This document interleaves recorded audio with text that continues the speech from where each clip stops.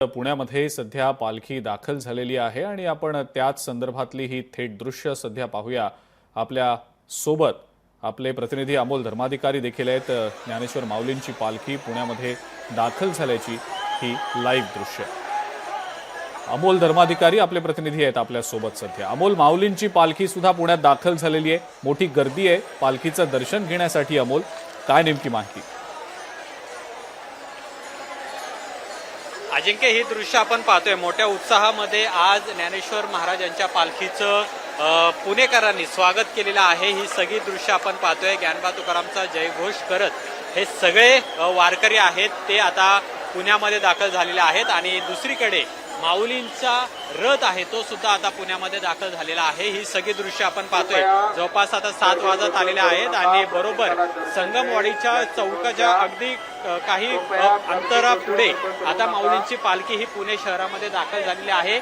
महानगरपालिकेच्या वतीनं माऊलींचं स्वागतही या ठिकाणी करण्यात येत आहे। दुसरीकडे आपण पाहिलं की लाखो वारकरी या ठिकाणी आता पुणे शहरामध्ये दाखल झालेले आहेत आणि ही थेट दृश्य आपण पाहतोय। आज माऊलींची पालखी आता इथून पुढे गेल्यानंतर जंगली महाराज रस्त्यावरून ती डेक्कनला जाईल आणि त्यानंतर भवानी पेठ इथलं जे विठोबा मंदिर आहे या मंदिरामध्ये आज माऊलींची पालखी ही विराजमान असणार आहे। 2 दिवस पुणेकरांना खरं तर माऊलींचं दर्शन घेता येणार आहे। आता ही थेट दृश्य पाहतोय। मोठ्या उत्साहामध्ये पुणेकरांनी ज्ञानबा तुकारामचा जयघोष करत माऊलींचं स्वागत आहे। टाळ्या सुद्धा वाजवून माऊलींच्या रथाचं स्वागत केलेलं आहे आणि नयनरम्य असा हा रथ, अगदी फुलांनी सजवलेला रथ आपण पाहिलेला आहे, ज्या रथात माऊली विराजमान आहेत। आणि आता पुण्यामध्ये माऊलींच्या पालखीचं मोठ्या उत्साहामध्ये आणि भक्तिमय वातावरणामध्ये स्वागत झालेलं आहे आणि आता पालखी ही पुढे सुद्धा मार्गस्थ झालेली आहे। पुणे शहरामध्ये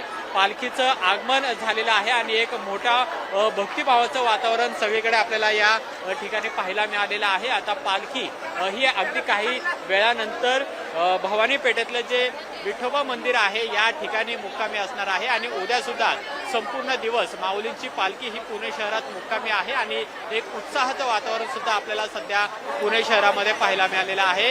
हरिनामाचा गजर करत ज्ञानबा तुकारामच्या जयघोषामध्ये आणि टाळ्यांच्या कडकडाटामध्ये पुणेकरांनी संत ज्ञानेश्वर महाराजांच्या पालखीचं पुण्यामध्ये स्वागत केलेलं आहे। अजिंक्य, अगदी खरंय। अमोल, धन्यवाद। आपण ही जी माहिती दिली त्याबद्दल आणि माऊलींच्या पालखी आगमनाची ही दृश्य आपण लोकशाही मराठीच्या प्रेक्षकांपर्यंत पोहोचवली त्याबद्दल।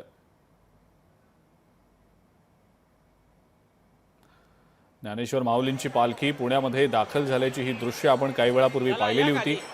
मोठ्या संख्येनं वारकरी जे आहेत ते या पालखी दर्शनासाठी म्हणून दरवर्षी पुण्यामध्ये दाखल होतच असतात। पालखी आता मार्गस्थ होतीये आणि पुणेकरांना पालखीचं दर्शन घेण्याची अनोखी संधी देखील आहे। मोठ्या संख्येनं पुणेकर दरवर्षी पालखीचं दर्शनही घेत असतात। लोकशाही मराठी ऐका, पहा, जागरूक रहा।